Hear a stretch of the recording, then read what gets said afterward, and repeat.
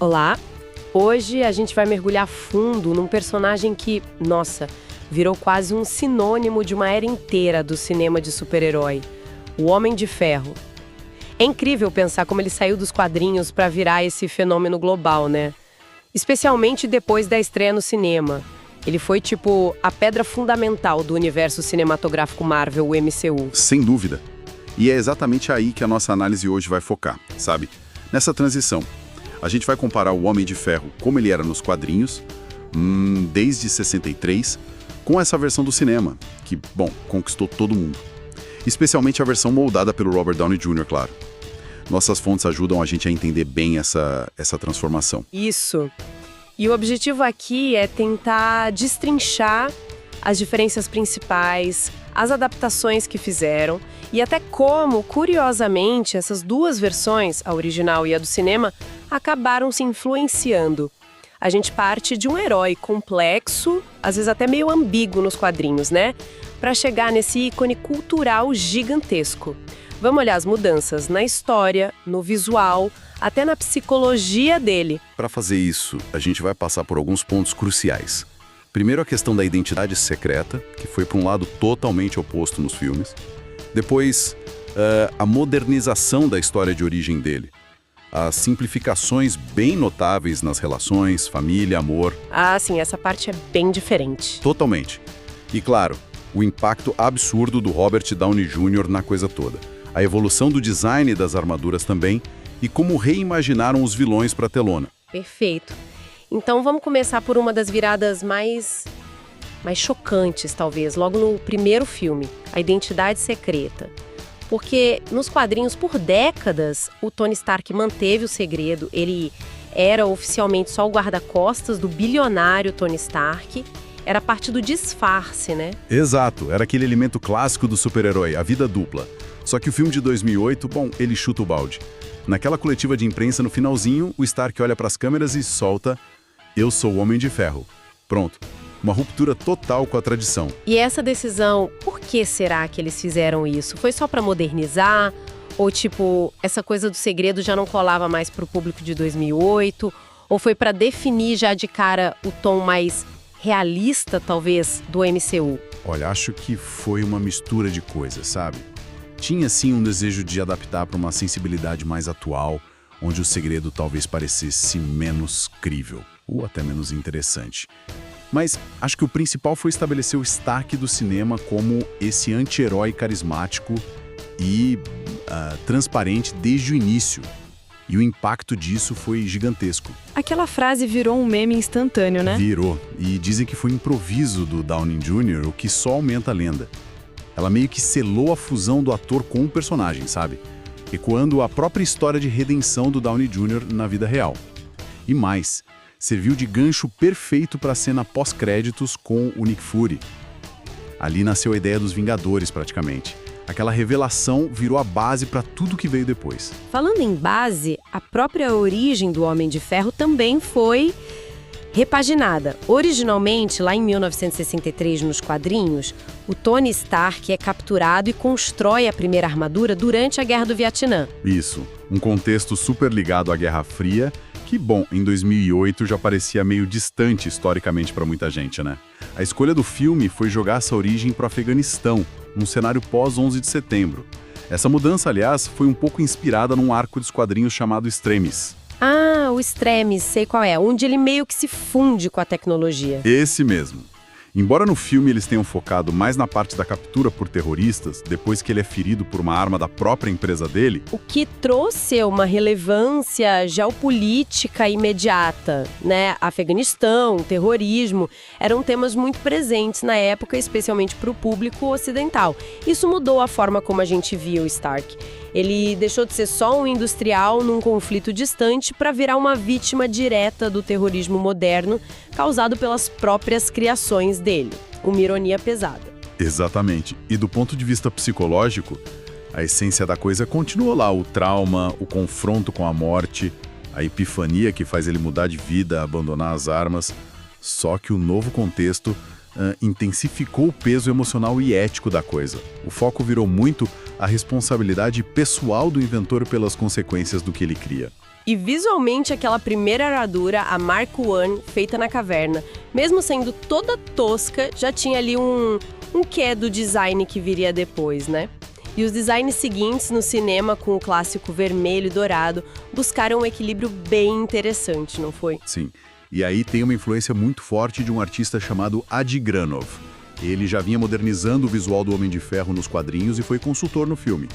A ideia era criar um design que fosse elegante, futurista, mas que tivesse uma cara de engenharia de verdade, sabe? Sim. Meio plausível. Claro que tem licenças poéticas, né?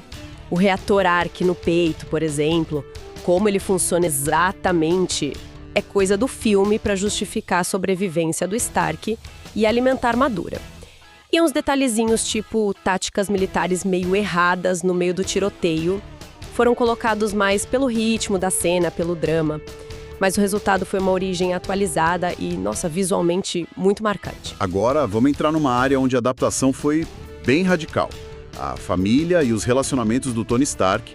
Eu li nas fontes que, nos quadrinhos, a história familiar dele é... Nossa, um novelão. Tem adoção, pais biológicos que eram agentes da SHIELD e o pai era agente duplo da Hydra. Isso. Passagem por orfanato na Bulgária, meu Deus, é muita coisa. É o reflexo de décadas de publicação, né? Com reviravoltas, acréscimos. Para quem acompanha os quadrinhos há muito tempo, é legal, mas para o cinema seria um labirinto. E a dinâmica com a Pepper Potts nos quadrinhos também é bem mais enrolada. Sentimentos não correspondidos, ela casa com o Happy Hogan, depois se divorciam. É uma teia complexa e sofrida às vezes. Já no MCU, nossa, foi outra abordagem. Simplificaram tudo, focaram quase que só na relação Tony e Pepper. Eles se apaixonam, enfrentam problemas, ficam noivos, casam, isso é mencionado lá em Vingadores. Era de Ultron, né? E até tem uma filha, a Morgan. Uma linha reta, bem mais tradicional, talvez. E essa simplificação teve um papel narrativo muito importante nos filmes. Primeiro, deu uma âncora emocional pro Tony. Ele é genial, mas também é aquele cara atormentado, egocêntrico. A relação com a Pepper da Gwyneth Paltrow dá esse contraponto humano, um porto seguro que ajuda a gente a acreditar na jornada de crescimento dele. Faz sentido. E segundo, limpando essa bagunça familiar e amorosa dos quadrinhos, sobrou mais tempo para desenvolver a família escolhida do Tony. A amizade com o Rhodey, que vira o máquina de combate de forma bem natural. Que no cinema é quase um irmão, né? Bem diferente dos quadrinhos, onde a relação é mais tensa. Exato. Nos quadrinhos teve até o Rhodey virando o Homem de Ferro, porque o Tony estava lutando contra o alcoolismo, gerou muito conflito. No cinema, não. É parceria total. E tem o Happy Hogan, sempre leal, e até a dinâmica com a Natasha Romanoff. E a relação Pepper e Happy no cinema também é bem mais leve. Muito mais.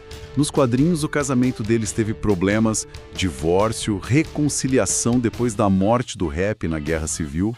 No cinema, é mais uma amizade, um apoio mútuo com um toque de humor.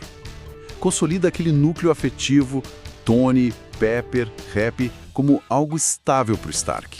Então, basicamente, trocaram a complexidade dos quadrinhos por uma narrativa mais limpa, focada e talvez mais fácil de se conectar emocionalmente para um público gigantesco, né? Priorizaram a clareza e a empatia. Foi uma escolha pragmática, eu diria. Focada em construir um arco emocional coeso para o personagem ao longo de vários filmes. Mostrar não só o gênio bilionário, mas o homem buscando conexão, buscando um propósito maior. E falando nesse arco, é impossível não falar do ator que deu vida a ele de forma tão definitiva. O Robert Downey Jr., ele não foi só o ator, ele foi um motor que pegou um personagem da Marvel que, vamos ser sinceras, não era tão popular assim antes de 2008 e transformou num ícone cultural mundial. Ele praticamente carregou o início do MCU nas costas. Totalmente. E pensar que a escolha dele na época foi vista como um risco enorme. O Downey Jr. vinha de um período super complicado, né? Problemas com drogas, álcool, prisões. A carreira dele parecia ter ido pro buraco. Mas o diretor, o Jon Favreau, e o Kevin Feige da Marvel, eles viram algo ali. O que exatamente? Eles viram um paralelo entre a luta pessoal do ator para se recuperar e a jornada de redenção do próprio Tony Stark. aquele gênio autodestrutivo que precisava achar um novo rumo, sabe? O Favreau até disse que o filme era, de certa forma, uma metáfora para o renascimento do Downey Jr. E a história dele antes do Homem de Ferro foi essa montanha-russa mesmo. Sucesso cedo, indicação ao Oscar por Chaplin, e depois anos de luta pública contra a dependência, problemas com a lei, perdendo trabalhos. A recuperação ali por 2003, com a ajuda da esposa, terapia, foi um processo duro. E foi nesse cenário de reconstrução mesmo que o papel do Tony Stark apareceu. E a atuação dele, nossa, foi transformadora.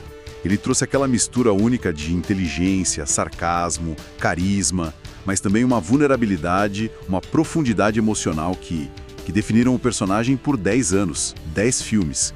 O próprio Downey Jr. falava que ele e o Stark eram sócios, explorando juntos temas como responsabilidade, legado, segunda chance. Essa fusão ator-personagem ficou tão forte que é difícil separar um do outro, né? Dizem até que a experiência pessoal dele influenciou a atuação. Tipo, a forma como ele mostrou a ansiedade do Stark em Homem de Ferro 3, depois dos eventos de Os Vingadores. Sim. E o mais doido é que a influência foi nos dois sentidos. A popularidade do Downey Jr. foi tão grande, a caracterização dele foi tão marcante, que a própria Marvel Comics começou, de leve, a ajustar o Tony Stark das HQs para ele ficar um pouco mais parecido com essa versão do cinema. Mais carismático, mais empático. Uau! E pro Downey Jr., comercialmente, foi um estouro, né? Virou um dos atores mais bem pagos do mundo por anos. E ele continua relevante, veja a indicação recente para o Oscar por Oppenheimer. É um caso raro de como a pessoa certa, na hora certa, pode redefinir um personagem em uma franquia inteira. Tão icônico quanto o ator ficou, o visual do herói. E aqui também tem uns contrastes legais. As armaduras do Homem de Ferro nos quadrinhos são tipo um desfile de tecnologia e especialização. Tem armadura para tudo.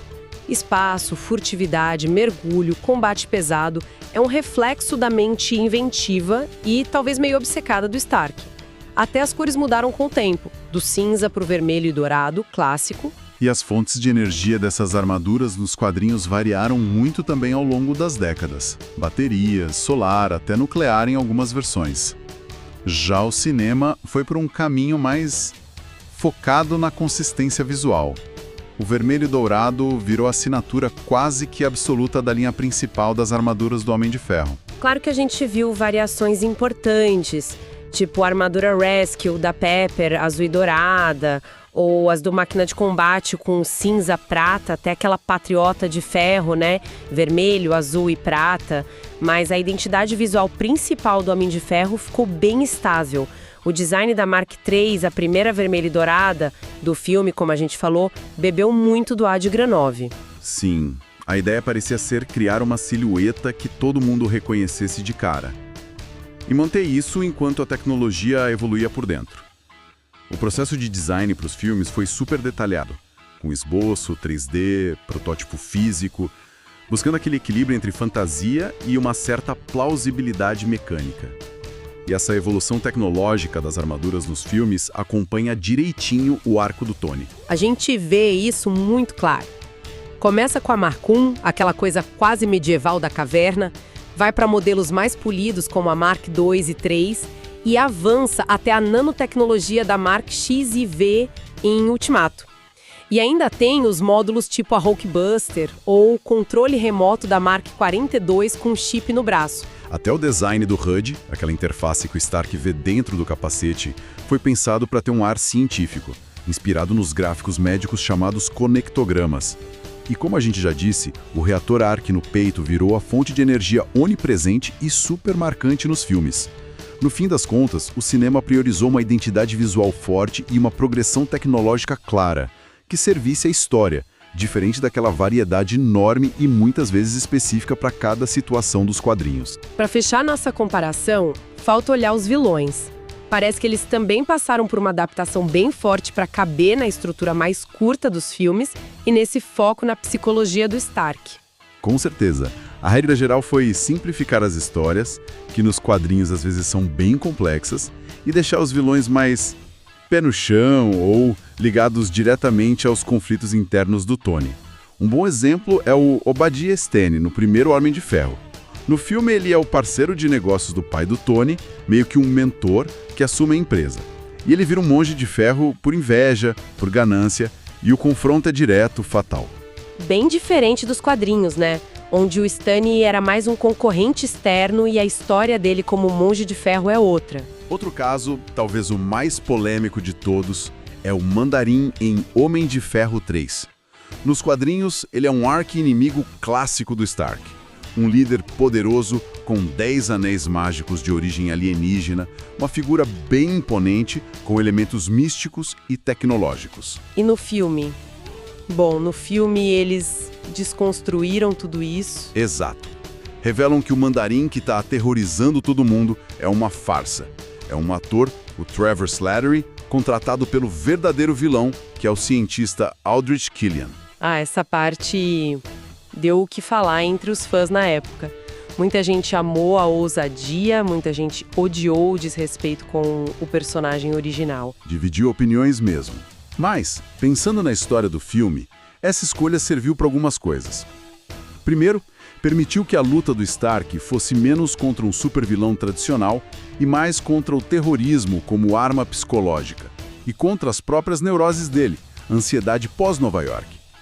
E também, talvez, evitou colocar elementos muito mágicos ou fantásticos numa fase em que o MCU ainda estava tentando firmar um tom mais realista, sabe? Talvez para não assustar um público mais amplo. Entendi. Então a estratégia foi meio que redesenhar os vilões para eles serem um espelho ou um obstáculo direto para as questões que o Tony Stark do cinema estava enfrentando naquele momento específico do filme. Mais pragmáticos, mais ligados à jornada dele, mesmo que isso significasse mudar radicalmente personagens icônicos dos quadrinhos. Precisamente. Os vilões do cinema acabaram virando catalisadores para o desenvolvimento do Stark, refletindo as necessidades de uma narrativa de cinema que é mais focada, com arcos definidos, diferente daquela natureza gigante e muitas vezes fantástica dos quadrinhos, que não tem fim, né? Ok, então fazendo um resumo rápido da nossa conversa, a gente viu que essa passagem do Homem de Ferro dos quadrinhos para o cinema envolveu um monte de mudanças importantes. A identidade secreta virou pública, a origem foi atualizada, saiu do Vietnã, foi para o Afeganistão, ganhando outra carga. As relações familiares e amorosas foram super simplificadas. O impacto do Robert Downey Jr., que foi quase uma fusão com o personagem. Total. A estética das armaduras, focando no visual icônico em vez da variedade. E os vilões que foram refeitos para um contexto mais pé no chão e psicológico. São todas escolhas de adaptação que, juntas, não só fizeram o personagem explodir no cinema, mas também definiram a imagem que a maioria das pessoas tem do Homem de Ferro hoje. Uma imagem totalmente ligada à versão do MCU. E isso deixa a gente com uma pergunta final interessante para pensar. Considerando o quanto a figura e a história do Robert Downey Jr. se misturaram com o Homem de Ferro do cinema, a ponto de influenciar até os quadrinhos, fica a questão. Será que grande parte do apelo desse personagem hoje não está amarrada justamente a essa interpretação específica? Será que o Homem de Ferro pode ser reinventado de um jeito forte no futuro do cinema, sem ficar sempre à sombra dessa atuação tão marcante? É uma ótima pergunta, né? Especialmente pensando no futuro do personagem no MCU ou em outras possíveis versões. O legado do Downey Jr. como Tony Stark é, sem dúvida, um dos mais fortes e talvez um dos maiores desafios para o cinema de super-herói hoje. Resta saber como, ou mesmo se, vão abordar isso daqui para frente.